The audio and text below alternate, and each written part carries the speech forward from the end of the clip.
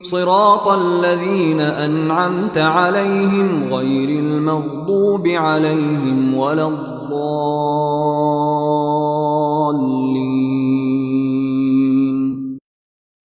Sa landas ng iyong ipinagpala at hindi sa landas na umanin ng iyong puot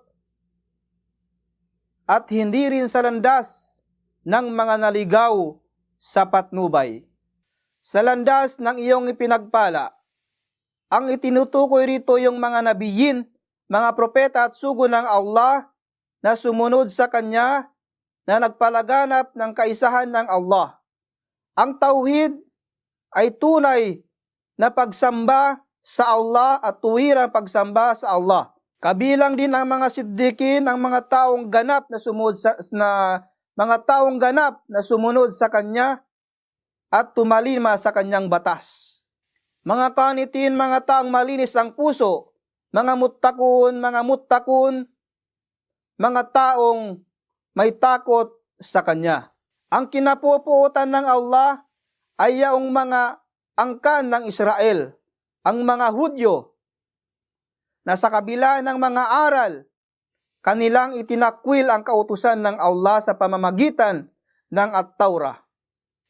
Sila ang mga Hudyo, tumalikod at nagtakwil sa kautusan ng Allah.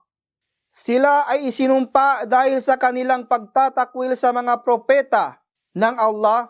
Ang ilan sa kanila ay pinatay nila katulad ni Juan Bautista at ang kanyang ama na si Zakaria. Maging si Jesus at ang kanyang huwarang ina na si Maria ay kanilang inalapusta at nilapastangan.